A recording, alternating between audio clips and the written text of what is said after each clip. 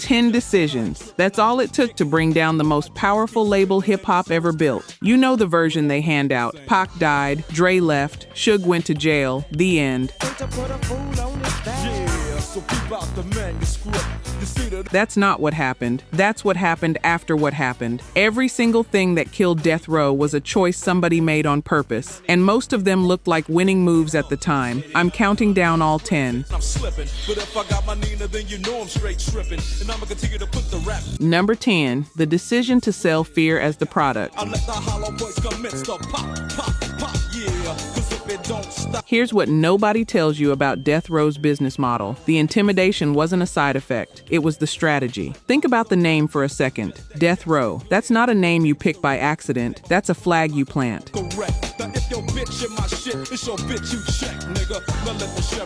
And from day one, the label leaned all the way into it. The color scheme, the electric chair logo, the whole aesthetic built around a threat. And in 1991 and 92, it worked. When Dre wanted out of Ruthless, the way that release got handled has been described in a dozen different books and documentaries.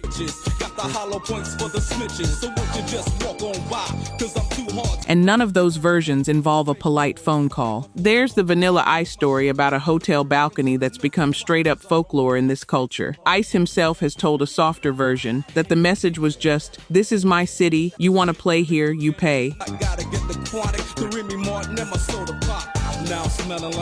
Either way, the message landed. Here's the problem. When your reputation is your leverage, you can never put it down. Every deal, every meeting, every negotiation has to carry that same weight, or the whole illusion collapses. So you escalate. You have to.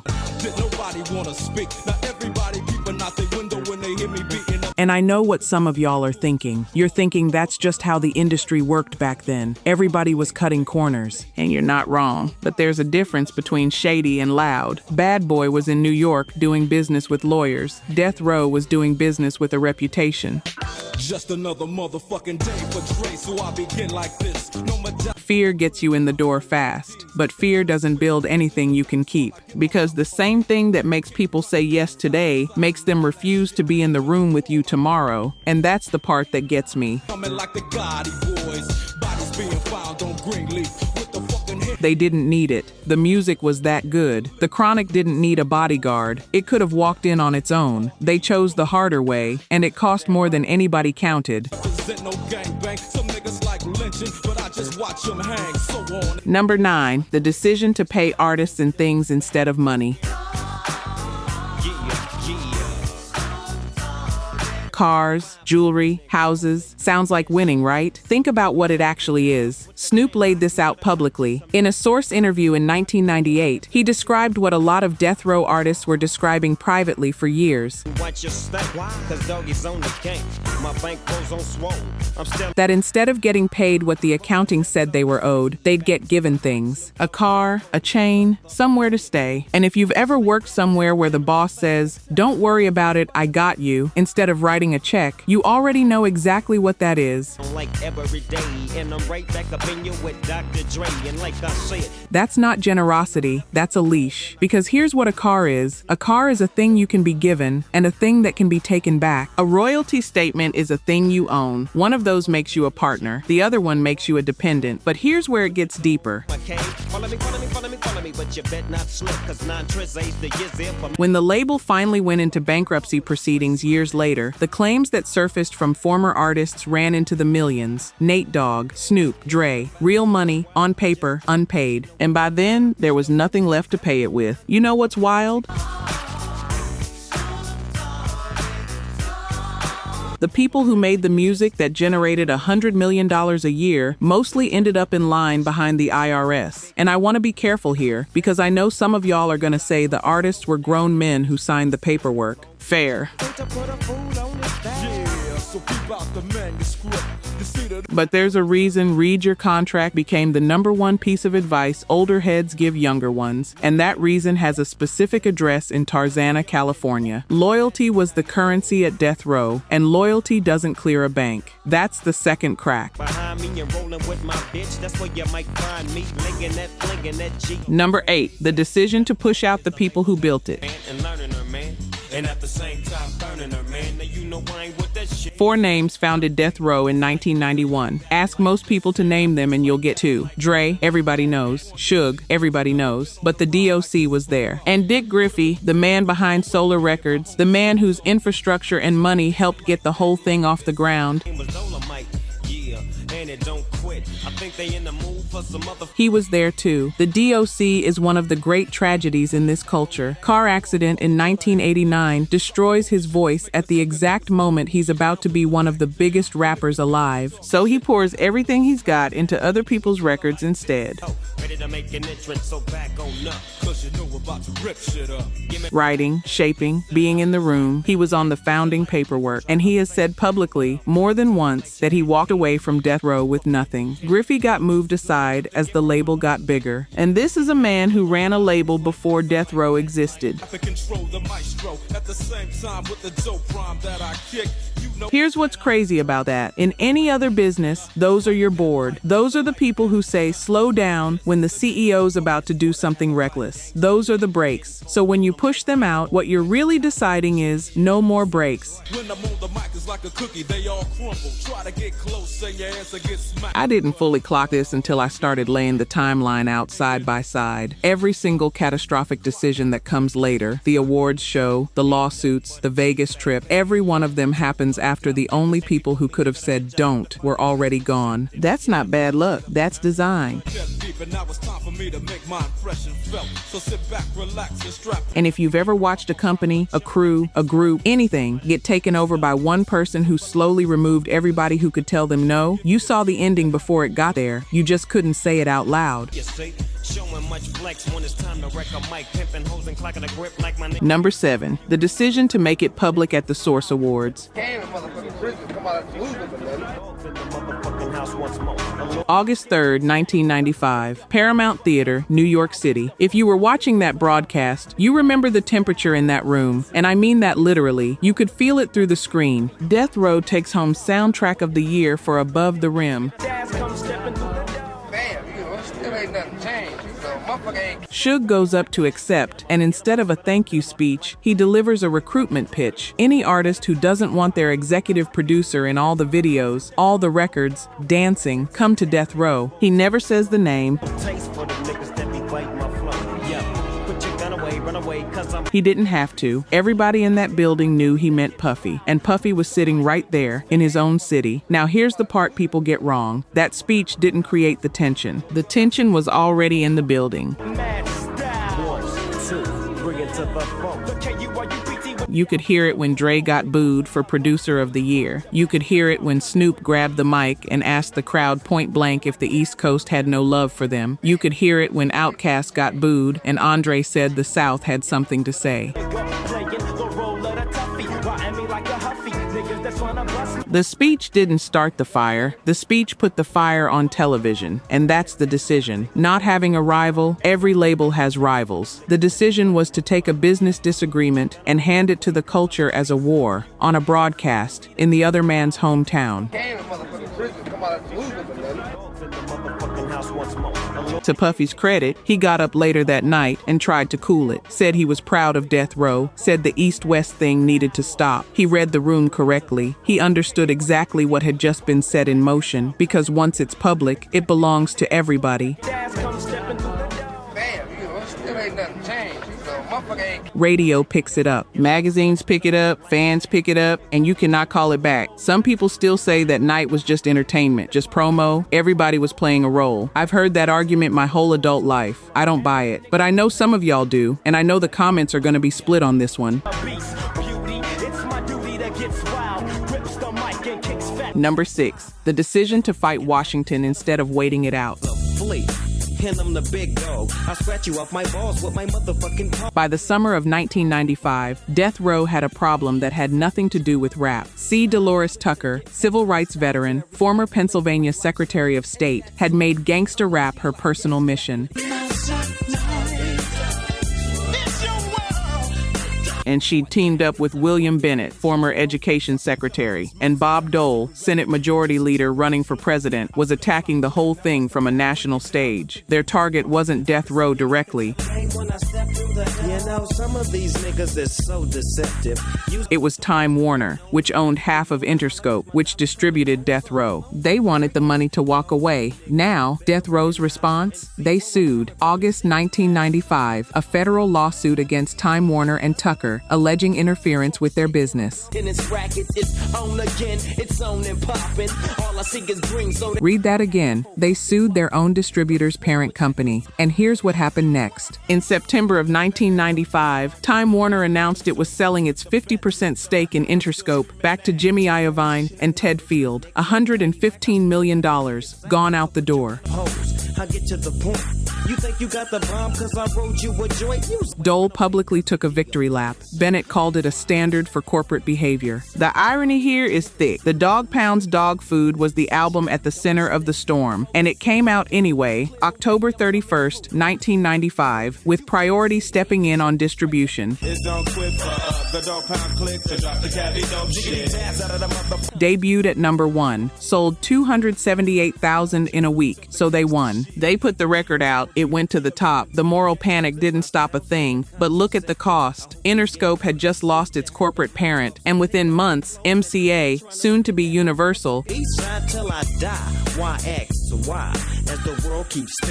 bought in for a reported $200 million. New owners, bigger, more conservative, more exposed, and watching death row very closely. Ain't no stopping. I wanna see some panties dropping. I'm coming from LA.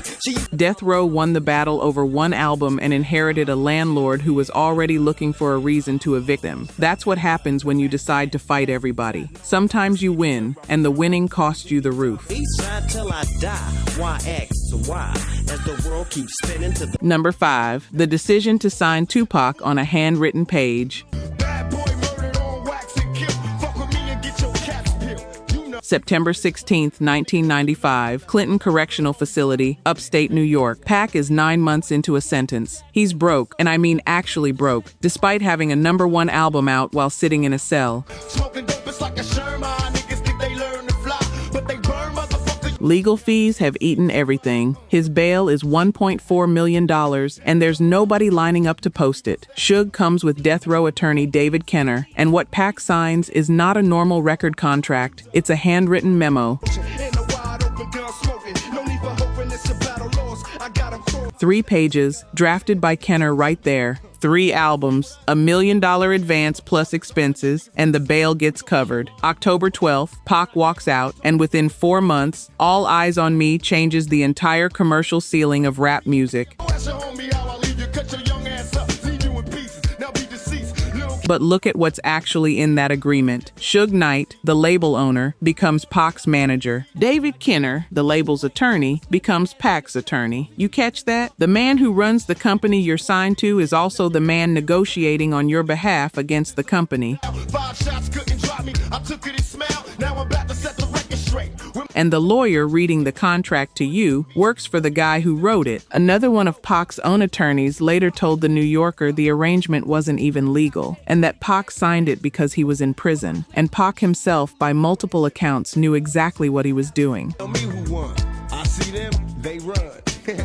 They don't want to see us. He reportedly told a friend he was selling his soul. Here's the thing about a deal with no daylight in it. It doesn't just trap the artist, it traps the label. Because now the biggest star in music has no independent counsel, no independent management, and no clean way to renegotiate. There's no pressure valve. There's only staying or blowing the whole thing up. By the summer of '96, reports were that Pac had started asking questions about the accounting, about what he'd actually earned versus what he supposedly owed. You niggas getting killed with your mouths open. Trying to come up off of me, you in the clouds open. You know how that goes in this industry. And once a star starts asking, there's no unasking. Get out the way, yo, get out the way, yo. Number 4, the decision that made Dr. Dre walk away from everything. I cause drama, the enforcer. music floats like a flying saucer or a 7. March 22nd, 1996. Dr. Dre announces he's leaving death row. Now let me tell you what he left behind, because I want you to actually sit with the number. He left his ownership stake. He left his rights to the catalog, the Chronic, Doggy Style, all of it. Come on. He has said he walked away from something in the neighborhood of $50 million. $50 million in 1996 money. Nobody does that over creative differences. He did it because the building had stopped being a studio. Right on up, so get up, get a move on, and get your groove on. By his own account and the accounts of people around him, the atmosphere had become something you don't work in, you survive in it. Michelle A., who had a child with Dre and knows both men, has spoken about intimidation tactics aimed at people close to him. My men too, and take care of this business I need to attend to, cause my rich do. The gangsta rap thing had stopped being a genre and started being the actual daily operating condition of the office. So Dre made a calculation. He decided that whatever he built next with nothing was worth more than what he already had with Suge. And here's what's wild. We got a plane. Step on stage and get faded just like a flat top. Ray having fun. The man was right. He goes to Interscope, starts Aftermath, and by March of 1998, he's signing a battle rapper from Detroit who'd moved about 1,000 copies of his first album. 2 years later, Aftermath is the biggest thing in music and stays that way for the next 15 years. I bring terror like Stephen King, a black Casanova, running niggas over like quick. But flip it around and look at what Death Row just lost. Dre wasn't an artist on that roster. Dre was the sound. Every record that built the empire came through his hands. G-Funk was his invention. Snoop was his discovery. You can replace a rapper. You cannot replace the architect.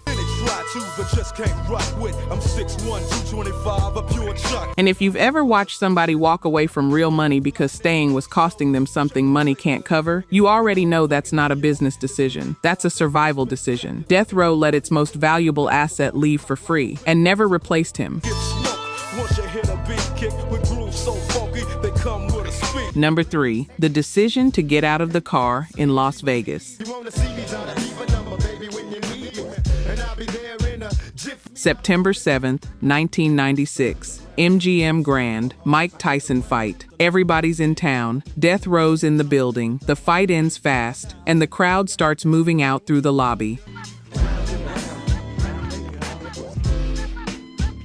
And in that lobby, Pac spots a man named Orlando Anderson. What happens next is on the hotel's security cameras. There's an altercation. Anderson is on the ground and multiple people are on him, and Suge is one of them. It lasts seconds. Don't be picky, just be happy with this quick, yeah.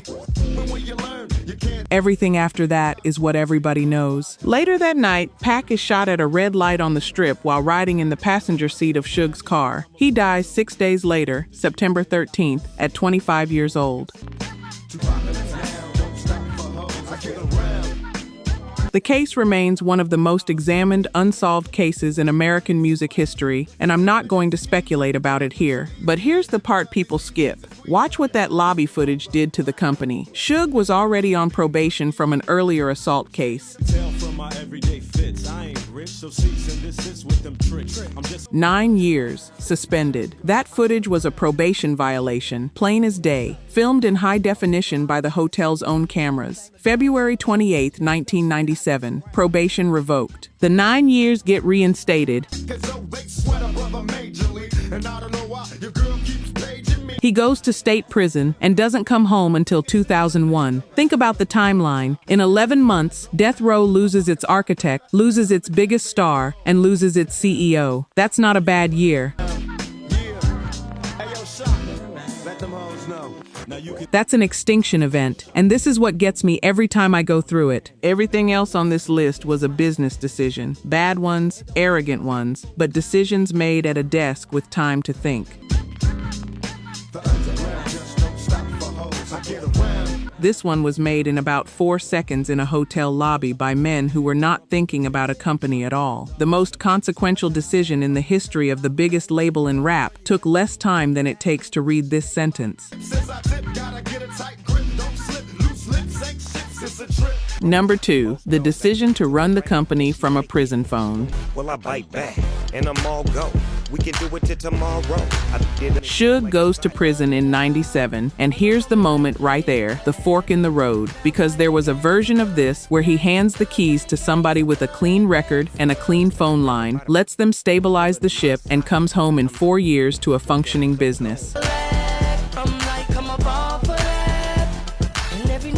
That's not what happened. What happened is he kept control from inside, and the label spent the next several years running on his instructions, his grudges, and his approvals. Watch what that decision cost, one by one. Snoop, the last superstar standing, Is he one of the coolest, the fool on the flow? I whispered in her ear, come here, you later said publicly that the label was blocking him from working with Dre and that music he wanted out wasn't getting released. January 1998, he's gone to No Limit, reportedly around a $4 million deal brokered through Priority. up just to put her to sleep. Every day is the same thing, I creep in. It's like true. Corrupt left, Daz left, Nate Dogg left, Lady of Rage left, the roster emptied out like a fire drill, and then the money left too. In 1997, federal authorities opened a RICO investigation into the label's business practices and its origins. And she loved the way I put it on her. Summer breeze sipping Subpoenas reportedly went out to 15 companies connected to it, and Universal, the new owner of half of Interscope, was not about to keep its name on that. Interscope ended the distribution deal. For the first time ever, Death Row Records had no permanent major distributor. Oh, that's how the game go. Baby like the way I wake her up.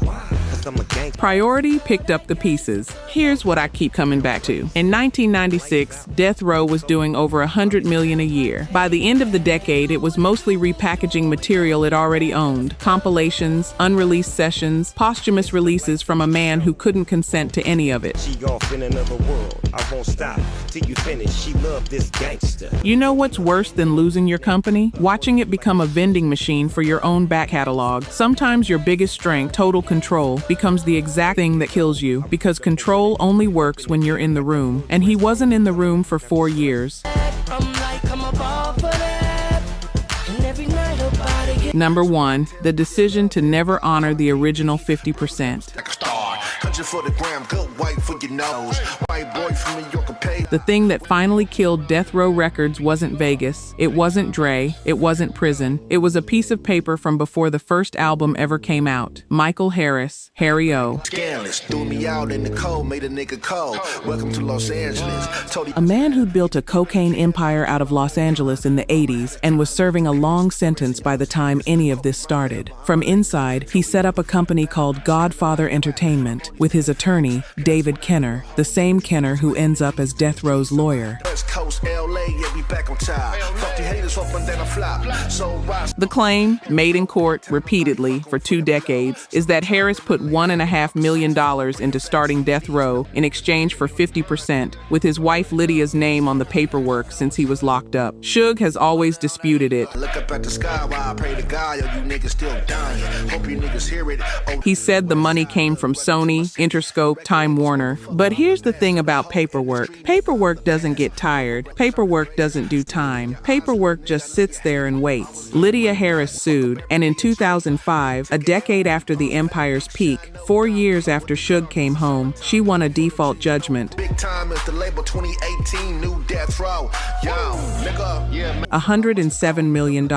April 4th, 2006, Death Row Records and Suge Knight both file for Chapter 11 bankruptcy. Filings reportedly showed debts north of $100 million against roughly $4 million in assets. A federal judge ordered a trustee to take over, citing gross mismanagement. Squares. I took a chance to break it down. Oh, when y'all were chasing house, all making good love coming out. And on January 15th, 2009, everything, The Chronic, Doggy Style, All Eyes on Me, unreleased pack vaults, the physical furniture in the building, got auctioned to a Toronto company called Wide Awake for $18 million. Baby, me and G, fuck with a nigga, man. man, let's go. All right, here, 18 million for all of it. And after the lawyers and the fees, the only creditor likely to see real money was the IRS. Lydia Harris, who won the 107 million unsecured creditor, she said she never collected a dime. rap trash. Y'all niggas fags. Heard you like it from the back, nigga, be a man. All this That's the whole story in one image. A label that ran on the principle that you don't have to pay what you owe, brought down by a bill from 1991. squares. I took a chance to break it down. Oh, when y'all were chasing hoes, all making good love coming out.